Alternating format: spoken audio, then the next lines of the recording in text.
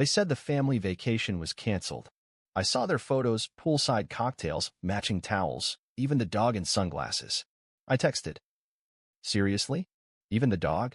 My sister's reply came instantly. "Don't be dramatic. We took the dog instead of you."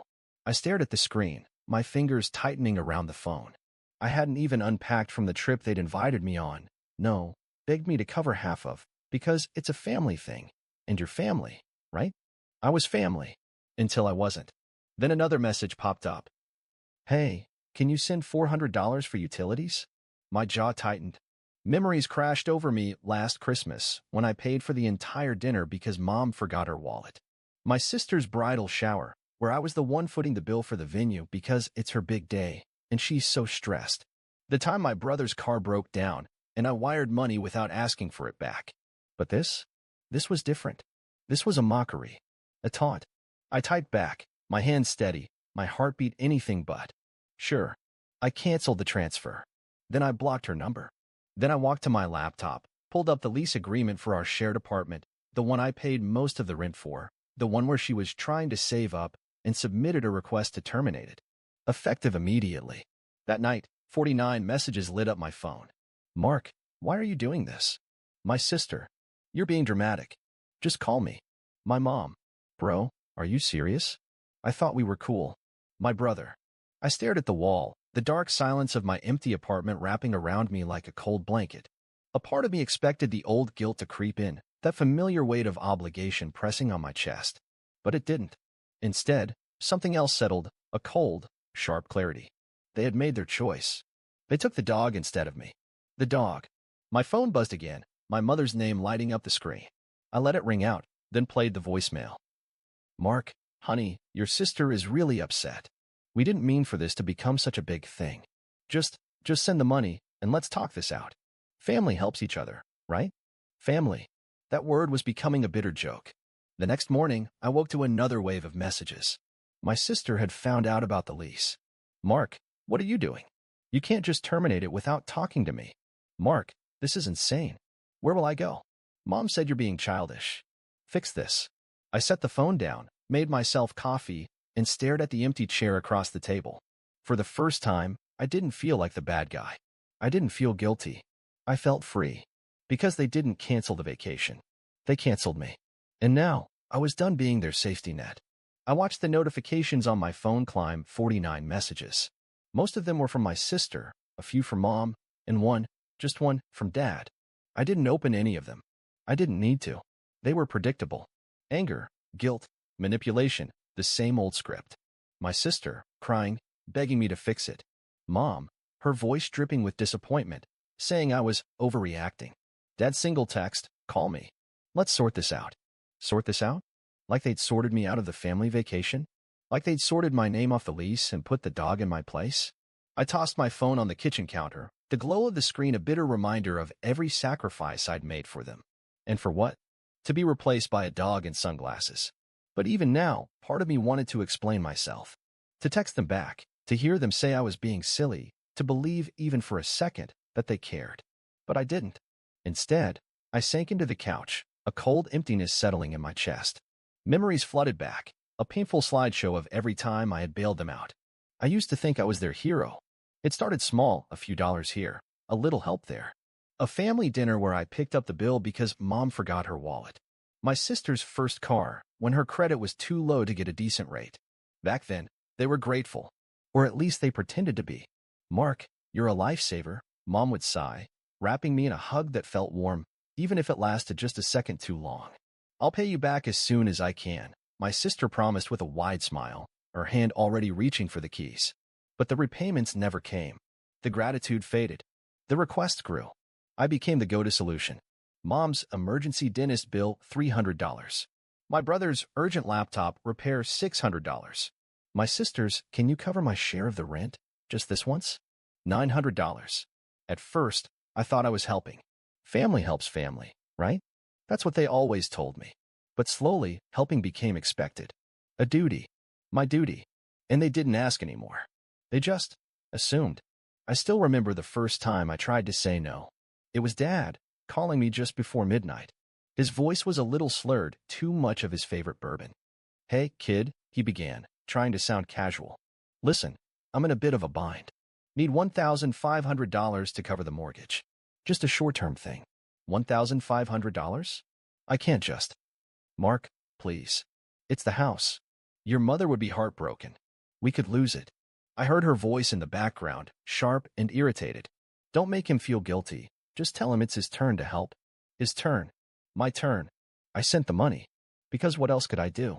I tried to talk to them about it, once. To set some boundaries. I asked them to at least keep me updated before assuming I'd cover their messes. Mom's response was a sigh, a deep, world-weary sigh. We're family, Mark. Family doesn't keep score. Dad chuckled. You'll understand when you have your own kids one day. My sister texted me later. Don't make this a big deal. It's just money. You make good money anyway. Yeah, I made good money. That's why I didn't deserve a seat at the table, right? Why I was replaced by a dog in their vacation photos. But the worst was yet to come. Christmas last year. I'd spent hours picking the perfect gifts, an expensive watch for Dad, a luxury spa day for Mom, and a brand new iPad for my sister. I thought it would be different. That maybe, this time, they'd see how much I cared. I was wrong. Dad opened the watch, glanced at it, and mumbled, Nice. Bit flashy, isn't it? Mom didn't even unwrap the spa voucher, just set it aside with a polite smile. And my sister? She laughed. Actually laughed. Mark, you really are trying too hard, she grinned, turning to Mom. He thinks he can buy his way into the family. Buy my way in.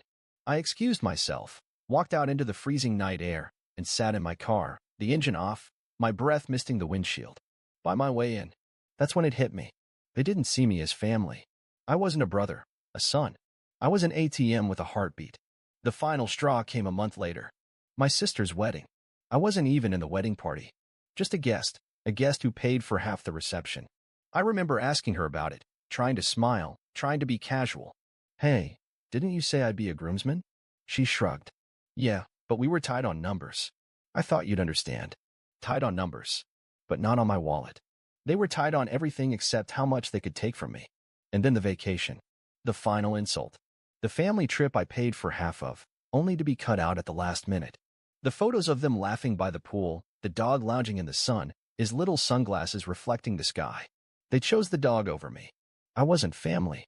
I was a convenience. But that was over. I reached for my phone, the screen still littered with missed messages. I deleted them all without reading. Then I opened my bank app, pulled up the recurring transfers I'd set up for Mom, for Dad, for my sister. Canceled. Canceled. Canceled. Then I logged into my email and typed a brief message to the landlord. Request to terminate the lease immediately. I will not be responsible for further payments. I leaned back, staring at the empty apartment around me. The silence was thick, but for the first time in years, it didn't suffocate me. Because I wasn't alone. I was finally alone. And that was better. Better than being their fool. Better than being their wallet. Better than being nothing. The next morning, I walked into the showroom, my steps steady, my face a mask of calm. But beneath the surface, the echoes of yesterday lingered. Whispered glances followed me. A few colleagues exchanged looks. I ignored them. I was here to work, not to explain, not to defend, just to move forward. But even as I guided a client through the smooth leather of a luxury interior, their voices haunted me. I stood beside the gleaming black McLaren, my voice calm and smooth, guiding the client through the luxury interior. The man's eyes lit up with fascination as I demonstrated the adaptive suspension, the lightning-fast acceleration. In this place, I was in control, confident, respected. Until the glass doors of the showroom burst open. Mark. My mother's voice cut through the air like a knife. I froze, my perfect smile cracking for just a second. I turned, and there they were, my mother, red-faced and teary-eyed, my sister trailing behind, wiping her eyes, and my father storming in with a scowl like thunder. The client blinked, surprised.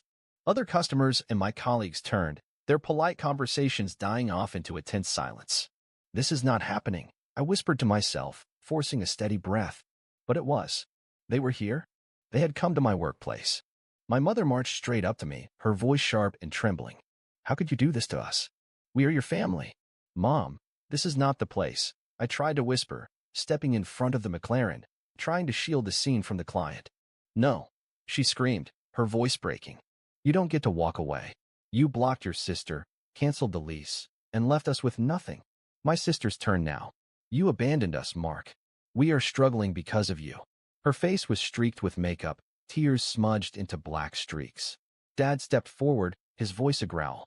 We raised you, fed you, gave you everything, and this is how you repay us. I felt my jaw clench, the heat rising in my chest, but I kept my voice low. We can discuss this somewhere else. Not here. But they didn't care. Somewhere else, my mother shrieked. When, Mark? You won't answer our calls, won't text back, won't even talk to your sister. You're punishing us for what? For asking for help? For being a family? A few customers began to pull out their phones, whispering to each other. I saw one of my colleagues staring at me, wide-eyed. Please, just step outside. I begged, the calm in my voice starting to crack. But my sister wasn't done. You've always thought you were better than us, didn't you? Just because you have a good job, just because you make more money, you think you're above us. My father's voice was like steel. You've really disappointed us, Mark. We should have never relied on you. And something snapped. I stepped forward, my voice rising, the professionalism I'd clung to crumbling. Relied on me? Relied on me? You didn't rely on me. You used me. I wasn't family to you. I was a wallet with legs. My mother gasped, her hand flying to her mouth. My sister shook her head, her tears turning to anger. How dare you? We are your family. Family. I laughed, the sound cold and sharp. Like on that vacation? The one you took without me?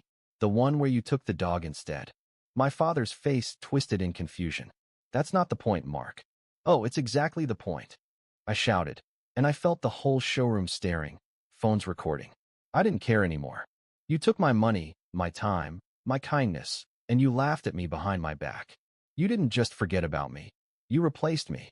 We needed your help, my mother cried. We needed you, Mark. We still do. You need me because you can't stand on your own.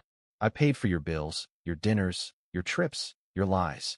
I sacrificed for you, and you turned me into your joke. My sister's voice was a desperate whine now. Mark, please, not like this. Don't do this here. Please, just help us. You know we don't mean it. I laughed again, bitter and raw. You don't mean it? That's the problem, isn't it? You never mean anything except when it comes to my money. My manager finally stepped forward, his voice a forced calm. Sir, is there a problem? I turned to him, breathing hard, trying to force a smile. Not anymore. They were just leaving. But my father stepped between me and the manager, his voice a low, venomous growl. Don't you dare turn your back on us, boy. You owe us. I leaned in, letting the rage twist my voice into ice. I owe you? I've given you everything. And you took it without a second thought. But that's over. I looked at my mother, her eyes desperate, her cheeks stained with tears. You said family doesn't keep score, remember? Well, maybe that's because I'm the only one who ever paid the price. My sister tried one last time, reaching for my arm. Please, Mark. Just one last time. Help us. I stepped back. One last time? No. The account is closed. My father raised a hand, as if to grab me, but I didn't even flinch. Touch me, and we're done forever. Silence. Thick, suffocating silence. My mother's sobs were the only sound. My father's jaw tightened, and he turned, grabbing her by the arm. Come on, let's go. My sister glared at me, her tear-filled eyes twisting with hatred. You'll regret this. You will. They stormed out, the glass doors swinging shut behind them. The showroom was frozen, every face watching me, every phone still raised. I straightened my suit, forced a slow breath, and turned back to the client, whose eyes were as wide as saucers. Sorry about that, I said, my voice perfectly calm again. Now, about that McLaren. 3 years of warranty, full service included. The fallout was immediate. My manager pulled me into his office the next morning, his expression a mix of pity and frustration. Mark, what happened yesterday? I kept my voice steady. A family issue. They showed up uninvited. Uninvited. He leaned back, rubbing his temples. Half the showroom saw it. Customers were recording it. It's all over social media. I didn't flinch. I understand. It won't happen again. He sighed, the tension easing slightly. Look, you're one of our best salesmen. But you need to keep your personal life out of this place. This is a luxury dealership, not a reality show. I nodded. Understood. But as I stepped out of his office, I could feel the weight of the stairs. Conversations hushed whenever I walked by.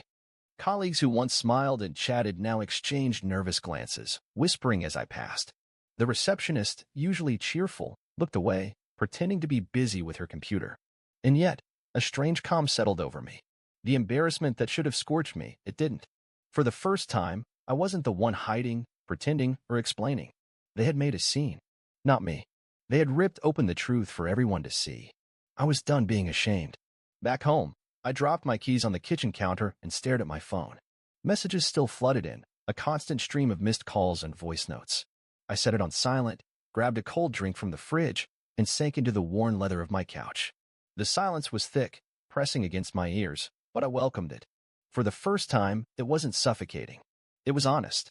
I opened my laptop, pulled up my banking app, and began scrolling through years of transactions. Each one a small wound. $300 for mom's emergency dental bill, $1,200 for dad's car repairs, $5,000 for my sister's once-in-a-lifetime trip she just had to take. I listed them all, every single dollar. Rent payments, credit card bailouts, emergency funds, Christmas gifts that went unthanked. The list grew, the numbers piling higher, turning from hundreds to thousands. $34,600. I leaned back, staring at the cold, unfeeling digits. It was like looking at a crime scene. My phone buzzed again. A new message from Mom. "Mark, please, just call me. Let's talk." I ignored it. Instead, I opened the family group chat and attached a screenshot of the spreadsheet. A single message followed. "This is what you owe me. $34,600. You have 30 days to pay it back." The response was immediate, frantic. "Mom, Mark, what is this? You can't be serious. Dad, this is ridiculous. We're your family. Sister, where do you expect us to get that kind of money?" I replied calmly. "Figure it out. You always found money for vacations and designer bags. Time to find it for your debts." The first week was chaos. Mom left me tearful voicemails, each more desperate than the last. "Mark, please, we didn't mean to hurt you. Family isn't about money." Dad's tone was angrier, his voice a gravelly snarl. "You're being unbelievably selfish. We raised you, and this is how you repay us? Demanding money like a loan shark?" My sister's messages were a roller coaster of guilt and excuses. "Please, Mark, you know we're struggling. I just lost my job. I can't pay this. How can you do this to us? We're your family. I didn't mean to hurt you. Please just talk to me." But I stayed silent. I didn't reply. I didn't pick up their calls. I let the chaos burn without me. Until one evening, the doorbell rang. I opened it to find my mother standing there, holding a Tupperware of cookies. Her face was puffy from crying, her hair a tangled mess, her hands trembling. "Mark, honey, please, can we talk?" I didn't invite her in, just leaned against the doorframe, blocking her view of the apartment. "Talk about what, Mom?" "The $34,600 you owe me." Her lower lip trembled. "It's not fair. We're family. You can't put a price on love." I laughed. A cold, bitter laugh. "Love? Is that what you call it?" Because to me, it felt a lot like a transaction. "I paid, and you smiled. I paid, and you didn't care." Her voice rose, desperate. "We did care. We always cared. Cared so much you replaced me with a dog on your vacation?" I shot back. "Cared so much you laughed when I paid for everything? Cared so much you never even tried to pay me back?" Her face twisted in a mix of shame and anger. "It wasn't like that, Mark. You're making it sound so cruel." "It was cruel, Mom.